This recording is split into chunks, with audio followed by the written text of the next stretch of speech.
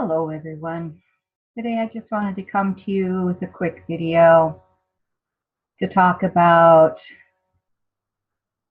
emotions that are evolved with either a loss of a pet or a missing pet, and how that can affect our energy system and how our egos can get involved.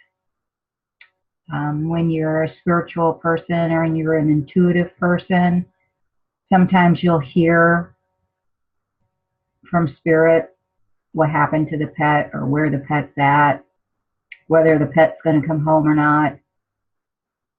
And your ego immediately goes to, well, that's not true. I don't believe you. I know that animal is out there somewhere, and I am going to keep hunting until I find it. And in my case, I know better. I've lost quite a few animals in my lifetime. Lost one last year. My beautiful Siamese cat passed away last February. And I had two. I had Merlin and Medicine Bear. And Merlin was a tiny little black cat, and she was starting to turn white as she aged. She would have been 12 in a couple months. And yesterday, which was Sunday, I took the trash out, came back in. I mean, it was a beautiful day, so I had the sliding glass door open, but the screen was shut, so the kittens couldn't get out. And they were sitting there watching the leaves blow because it was kind of windy, and they love being entertained, which is great because then I don't have to do it. And came back in, I cleaned the litter boxes, took the litter out because I didn't want the smell in here.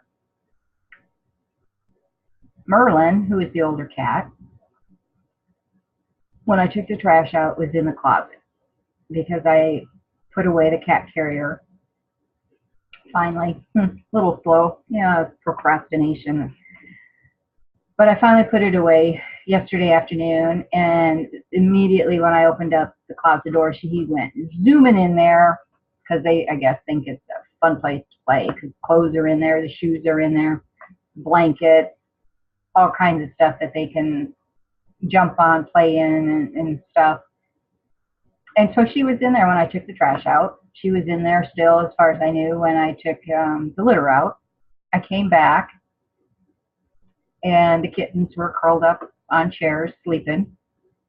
I assume Merlin was, of course, still in either the closet or the bedroom because I didn't see her out here in the living room or the dining room. And then I started to get a little suspicious because I'm like, she's a mama's girl. And she's always either right here down in front of the computer, or she sits on the pillow over here or on the chair that I pull up behind me. Oh, you can see it back here. It has her special cushion on it. And she would sit there all day. Wherever mom was, so was Merlin. And I started getting suspicious because I didn't see her. And started looking for her. She wasn't in the closet. She wasn't even in the bedroom. Looked under the bed, looked under the dresser, looked under the nightstand, even pulled out my big beanbag chair, thinking maybe she had snuck in behind it. Got my trusty little step ladder, took it into the closet because I can't even see up on those top shelves. And she usually can't jump that high, but, again, had to rule out all possibilities. She wasn't up on either shelf. So then, of course, you go through the rest of the house. Go into the bathroom, open all the doors, look inside. Went into the kitchen, opened up all the cupboards because she sometimes likes to hide in there from the kittens. They get kind of obnoxious sometimes. And just as an afterthought, I'm like, ooh, wait a minute. Let's check the refrigerator. Because the kittens had gotten stuck in there a couple weeks ago. They sneak in really fast if that bottom shelf is empty. So I thought, well, we better check just to make sure. She wasn't anywhere. And for me, as a shaman and a very spiritual person, I know weird things can happen. I've seen them happen over and over again. But for a cat just to vanish into thin air without leaving a trace behind,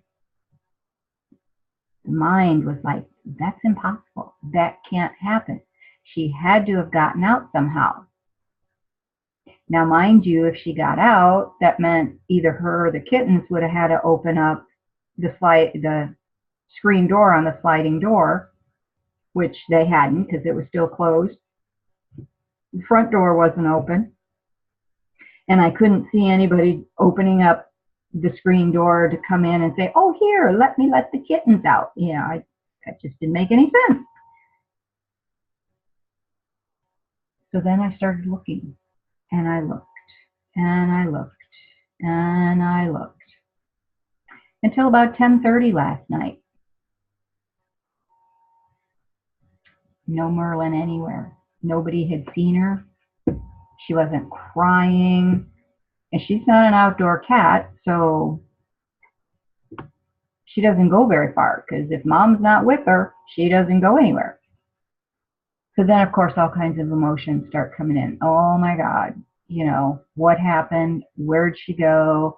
And if you were going to leave, why couldn't you have done it before I spent a whole bunch of money last week to make sure you were healthy and okay?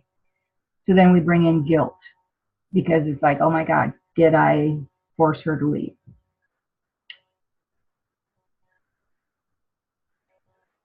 When you're dealing with the loss of a pet, it can bring up a lot of different emotions. Like I mentioned, guilt being one of the big ones, because you're like, oh my God, I didn't do enough to save her. I didn't pay attention enough. All different kinds of things. When in fact, because animals are sentient beings just like we are, they do have souls and they do have a mission and a divine purpose just like we do. When they have succeeded and it's their time to go, they will find a way to go. And I heard her tell me, even when I was wandering around the parking lot several times, looking for her, yelling for her, asking people, have you seen my cat, little black cat? Here's a picture, have you seen her? And all I kept getting was no, no, no, no. And I heard from Spirit, you're not going to find her. She's gone. And I'm like, no, no, no, no, no. No, she's not. She was in the closet. She can't be gone. And last night, again, I heard from her that, yes, she was gone, that she had succeeded in training the kittens, who just turned 9 months old, and she was needed back on her home planet. So she had to go, and go quick. So she waited until I went out, took the trash out to leave. But there's that ego, that mind again saying, no, that's impossible. You can't just vanish out of a closet. So then I started talking to her like, Merlin, okay, the joke's over. Take off your cloak of invisibility. I know you're a magician, but enough is enough. Where are you? The kittens finally realized about 4:30 this morning that she wasn't in the house, that she wasn't in the bed. So they came up looking for solace, for comfort, and wondering what happened. I've been looking for her this morning, this afternoon, and there's still nothing. She literally, body and all, has just vanished off the face of the earth. So now I'm in a position where I have to get okay with her maybe not coming back or not seeing her again. and remembering what she was actually here to teach. And she was a phenomenal teacher. Our animal companions are. They're not just pets. They are sentient, like I said, sentient beings. They have souls. They have a purpose. And Merlin's purpose was to teach divine love and compassion.